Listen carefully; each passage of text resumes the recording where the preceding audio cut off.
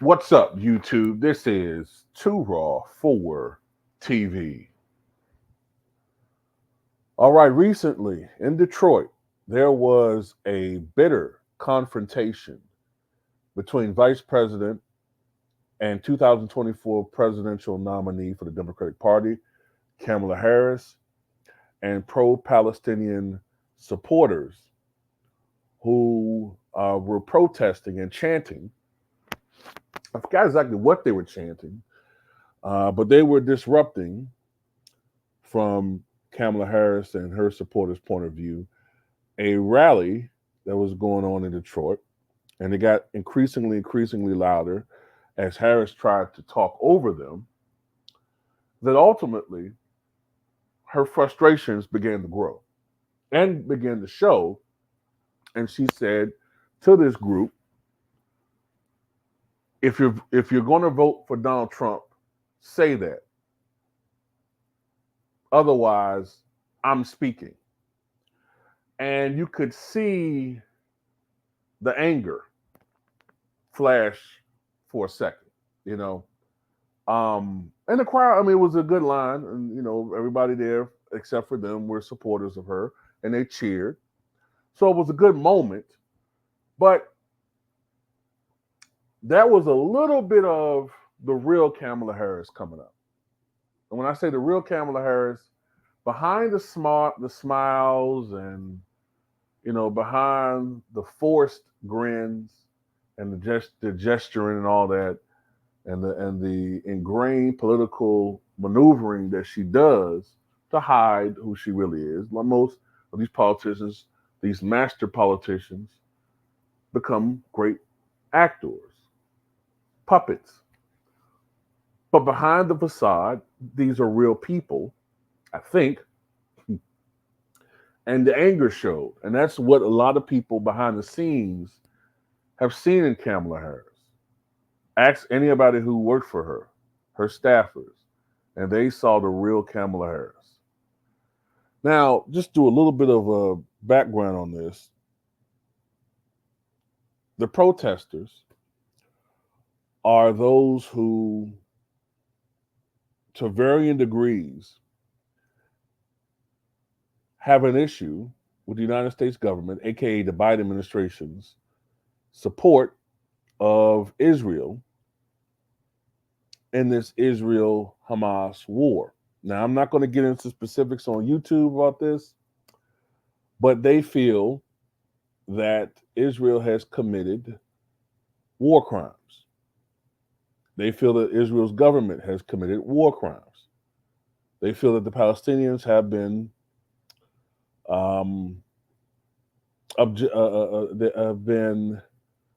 subjected to atrocities.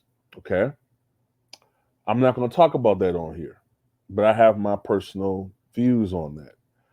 All I'm going to say is they have a serious problem with the Biden administration's almost unwavering support of Israel, to the point where there was a movement. Some of you who follow politics may recall this. Back in, I think this might have been in February or March. It was a movement, the uncommitted movement, where these were normally Democratic voters, but they were withholding their votes because they did not like what was going on over in Palestine. And you might recall in the Michigan primary, although Biden won, over 100,000 voters voted uncommitted in protest of Joe Biden. Now, this puts Kamala in a little bit of a tough position, because she can't come right out and criticize the Biden administration. She's part of the administration. That's She's part of the Biden administration. Even though she run for president, she's still just the vice president right now. Biden is still president. We only have one president at a time. So she can't come right out and be critical of the Biden administration. Although she has indicated that she's a lot more sympathetic to the Palestinian viewpoint. I think she's even met with some of these non-committed. Matter of fact, let me say, I think his name is one of the leaders of the uncommitted national movement is Abbas Alawiya. All right. She's met with some of these individuals. Some of them are a lot more um, demanding. I think I saw where some of them want representation at the DNC. They want more condemnation of what Israel's doing. They want more. And a lot of them were at that rally. Now, I told you guys, I know some people say, I don't know what I'm talking about, stick to basketball. But in reality, I know way more about politics than I do basketball. I've been studying it for 35, 36 years since I was in grade school. But anyway, I told you all that among all the different reasons that the early favorite for VP, Josh Shapiro, wasn't picked, among the scandals and the other things, one of them, if you read between the lines, had a little bit to do with what's going on over there. Read between the lines. I'm not going to go directly and say it, but that played a little bit of a reason why, among other things, ultimately she went with Tim Walz, or her team went with Tim Walz. Now, remember, I said it before, Michigan and Minnesota, they have a very large, I think Wisconsin to a little bit to extent too, but definitely Minnesota, especially Michigan, especially in the Detroit and outside the Detroit area. They have a very large Muslim population. Same thing in Minnesota. But they are especially concerned about Michigan. Michigan is going to be one of those tight states. Michigan, Wisconsin,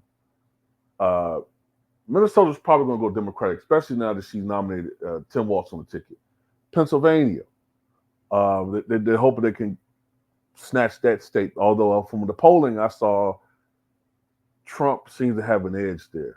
But anyway, they didn't want to upset these people, man, because if you have people now, of course they're not going to vote for Trump, but if these individuals say, you know what, fuck it, I'm not voting for her, that could be the difference between a President Harris or a President Trump.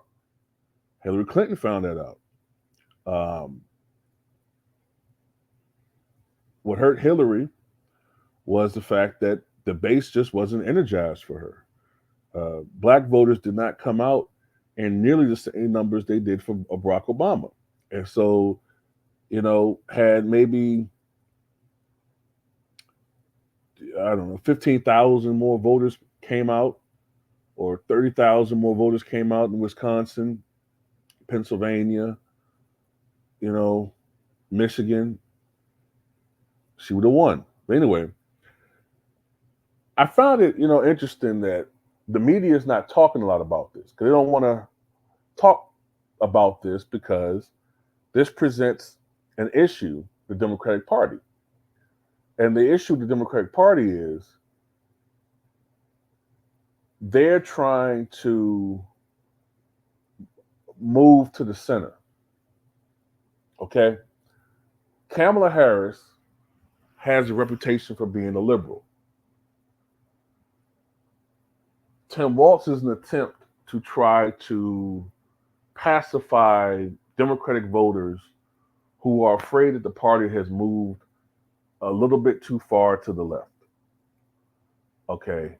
But the problem with that is there's a fine little balancing act you have to play with that, because if you move too far to the left, to the center, then, unless you have a candidate that's really, really likable, Barack Obama's not on the ticket, obviously, you run the risk of some of these other voters who are more on extreme or the more left part of the base not showing up to vote. So you got to do certain things to try to, it's a careful balancing act trying to get your base out to come out and vote. By the way, I'm going to tell you another thing too I'm starting to believe. I think one of the reasons why you're not hearing much about Donald Trump right now, and everybody's saying, well, where's Donald Trump? Where's Donald Trump? I think he's supposed to give some news conference or something today. Probably much ado about nothing, just to stay in the news. I think right now, Trump is staying out of the way because things just aren't going very well for him. Ever since the convention, it's been downhill. The media, it doesn't help that the media doesn't even hide the fact. I'm talking about the mainstream media. We know Fox News is biased as hell, and they're so pro-Trump, it's ridiculous. But the mainstream media, outside of those pockets of Republican and conservative news outlets, they're so in the bag for Harris. They're not even trying to hide it anymore. They're not even trying to hide it. You know what I'm saying? But anyway, I think that Trump is not being real visible because he realizes that, well, hell, I got shot at a month ago, damn near, and somehow it turned against me.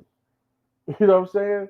People made accusations that, he didn't get shot or it was fake or it was an inside job somehow to make him look better, as if somebody's going to stand there and let someone shoot at them, a 20-year-old kid, whatever, man. So I think right now he's kind of like just hanging low, man. You know what I'm saying? It's a little bit of a low period. His vice presidential pick, I think he has buyer's remorse. I think right now, he's getting advice to just stay low. Just stay low right now. Kamala Harris, Waltz, this is their little moment right now. This is a little honeymoon period. I think Trump is going to reemerge sometime after, I would say, the DNC. Because right now, they're looking for something. The mainstream media, they're just looking for any little thing, some sound bite, something to to get at this guy. And so right now, it's just a wave. It's just a Harris wave all the way to the convention. And then I think after the convention, that's when we'll see more of Trump. Because right now, it's amateur hour. I'm talking to some friends of mine right now. It's amateur hour with the Trump Vance campaign right now. I don't know what's going on with them, but they haven't been on good footing ever since the shooting incident. Things have just gone downhill. And then you have the Republican National Convention. You speak about being more conciliatory and being united, but then Trump can't control his instincts to attack people. So you wasted all the goodwill that you could have garnered, or you were starting to garner from the incident, and you wasted it. You started becoming partisan again, attacking people.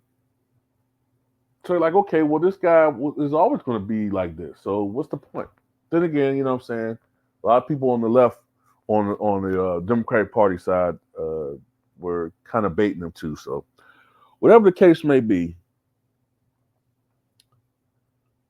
this election is not over, y'all. It's not over. The media is putting out this image that this is going to be a Harris landslide. I saw some people saying they think it's going to be a Harris landslide. It's not going to be a landslide.